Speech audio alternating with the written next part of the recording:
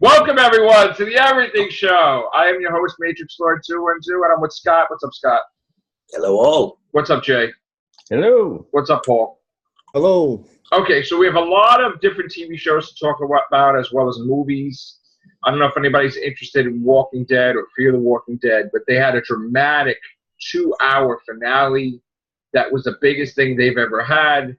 They had left hints that we may be going to Houston, Texas, which means we will possibly bump into Abraham before he met with Eugene. That's a big thing. We don't know who's alive or not at the end of Fear the Walking Dead, but it's gotten really good over the years. Finally, we're going to go into the end of the third season.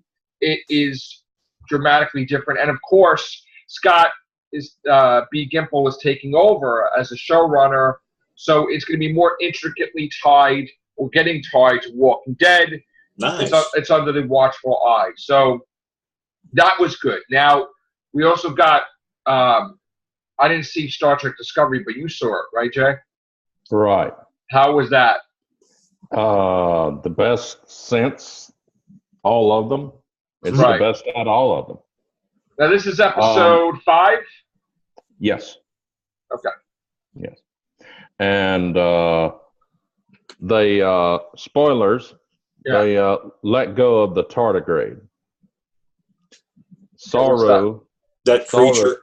The creature that gives them the power to connect with the spores so they can jump from planet to planet, universe to universe. Oh, so they're going to universes now. Yes. Mm-hmm. They're hopping to different universes. Yes. Mm-hmm. So if they let them go, that means they can't hop into universes. Well, actually, the engineer, he kind of genetically engineered himself and gave him a shot. And he, when Sorrow, the captain, he was captured by the Klingons. And the first officer, the tall alien Sorrow, he commanded the engineer to use the tardigrade to jump, even though the tardigrade was looking like it was dying because of every jump. Well, he shoots himself with this DNA of the spores into him, and he was able to jump the ship. So now that's why he has to stick around. Like he's just. They don't need the creature anymore. They don't need the creature. So they let the creature live, right? They let him go. Right. He shrunk up like a sponge after the last jump. Oh, so he's small? Yeah, and he was dying. And Sorrow commanded Burnham to make him live, help him live. And they just ejected him into space. In space, shot him somewhere else. Oh, but he lives in space? Is that what it is? Yes. Yes. Oh, so he doesn't live on... He's connected with the spores. So in other words, he doesn't live on planets. He lives in space. Yes, that's right. Okay. See, so just throwing him out, that's his habitat. Like they explained it, the spores are connected through all the universe. And so is he. So they didn't know this before? No. Mm-mm. Now at the end, so it's like space dust. Like they don't know that it exists. Yeah, kind of like space dust. Now at the end was great. Okay. We finally see the engineer and the doctor who are I don't know what the new slogan is. They're gay and they're living together. Oh. And he says, "I did it for you." Shooting him with the DNA and the entire crew. He said, "I also did it for you." Okay. And the doctor walks away, and he looks at him, and he turns away, but his image is still in the mirror. And then a few seconds later, that image walks away. So that's the mirror universe. Cool. Yeah. The next episode will be Mirror Mirror, I think. Oh, that's interesting. That's why I loved it, because I love the Mirror Mirror universe. Maybe the spores have something to do with the Mirror Mirror universe. Maybe there's a rip. If they are here, then they're in the Mirror Mirror universe. Okay. Yeah. That's interesting. Yes. So I may want to see Star Trek Discovery today or tomorrow, like 3 or 4 or 5. I Whatever. started watching it last night on Streamlord, but because they did like the preview, so I thought, okay, maybe I missed an episode. When I went to Streamlord, they had 1 through 3, but they didn't have I don't know if they never did upload 4. Right. I thought I really don't want to miss an episode. Like I said, so far 3's been the best I've seen. Right. Paul, do you watch Star Trek Discovery? I just saw the first 3 episodes. Well, Paul, yeah, no, okay. No, I'm afraid to say that I am not a Trekkie. So Star Trek has just passed me by. In fact, I used to be in a situation where all my friends, I'm talking back in the 90s now when it was repeated, the Star Trek, not the original series, but the Next Generation. Next Generation, yeah. I used to have a gang of guys used to come up because they wanted to see it at 5 o'clock. And they used to love it, and I used to just switch off and read a book for an hour, like, you know, while they were all watching it and talking about it and everything. Right. Yeah, carry on, whatever, like, you know. But I don't know why Star Trek never floated my boat. It was just one of those things, really. Yeah, okay. Okay, so what we're going to talk about now, we're talking about censorship. And as you know, I've had massive issues with YouTube lately censoring the videos. They're basically, what do you call it? They're basically demonetizing my videos. They're saying it's not advertiser friendly. And it's the stupidest thing. Like, the videos could be the most tamest, most nicest videos.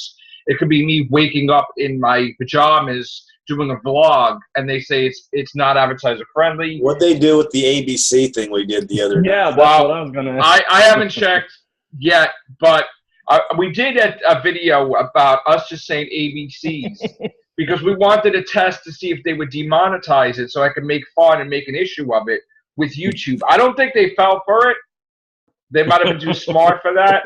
That's the reason why you see us just saying ABCs is because basically, basically we're trying to see if they're going to demonetize the videos. So I was laughing my head off. I know. People are like, what the hell is Matrix Lord doing? That's what Matrix Lord's doing. He's basically this is Matrix Lord 212 for kids. Right. I guess we teach you know, the alphabet now. I don't know. But anyway, forget Sesame Street. This is the new Right. Sesame Street. Yeah. This is the new era. Yeah. YouTube, No, I was YouTube talking. Street.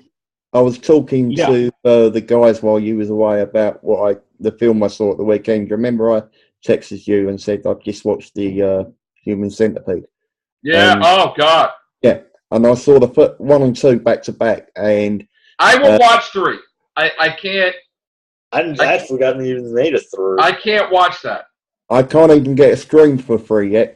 For number 3 yet. I'm still looking for a stream for it. But Jay, don't watch that. It's the most disgustingest horror movie you've ever seen. Oh, I can't even. I won't even talk about it on air.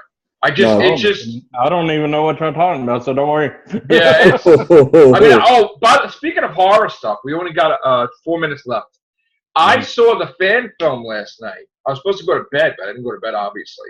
And I was watching the fan film of Friday the 13th, Never Hike Alone. And I got to tell you, it was pretty good.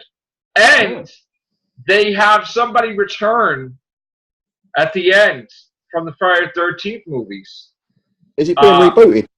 No, right now there was a legal thing. It went from Paramount. Paramount had it for a movie. They squandered it. They didn't make their movie. Now it's going back to the owners. Warner Brothers, New Line Cinema. You know, they own Friday the 13th now ever since Paramount sold it after the 8th movie. They sold it to New Line because that was the owners of Freddy Krueger. They purchased it way back in the day. And there was a weird contract with Christopher Nolan where if they would let him do his movie, he wanted them to give the rights of Friday the 13th and South Park back to Paramount for a couple of years in order for them to make a movie. Now, the funny thing was that Paramount couldn't get their stuff together to actually profit off of something that they had. It was a gift. They had Friday the 13th back since the 80s. They haven't had a movie to do. They could have made movies. They could have made money, and they screwed it up. Same thing with South Park. They didn't put anything out. So my thing is this. I don't understand why. If you're given your characters back that you sold, right? They have this guy. He's like, oh, I'm trying to get the motivation of Jason. I'm trying to figure out. You guys wasted. This horror movies they used to pop out every year. It's not rocket science. It's not like you could do a simple, he's in the woods, he wakes up, he kills people. That's it. Make money for the studio. No, the guy's got to be like artistic, and they're putting these people on the horror movies like they think they could do something better with it. They can't. They make it worse. So the guy's wasting years that they lost it now because now it's like they canceled it. It was too late. They didn't have enough time to put it out. There was a legal battle that started. And again, stuff goes wrong. So if you know that stuff goes wrong and you have a movie that you could make money off of, they're going to have to return, then do it. But these people don't get it. Like they just like the people I feel that are doing Star Trek, they don't have the whole complete knowledge of how everybody's supposed to be, and they're just winging it. You know, I mean, I feel. So that's why with these filmmakers, Friday the 13th, it's a dumbed down thing. How simple is it? Has a hockey mask, goes to kill people. Yeah, you can do different things, but it's not rocket science. You don't need to. Yes. I don't need to talk about his mom and his aunt and his whatever. So that was my little rant. We got a minute left, so we're gonna get out of here for now. We'll return in another everything show. So take care. Bye for now.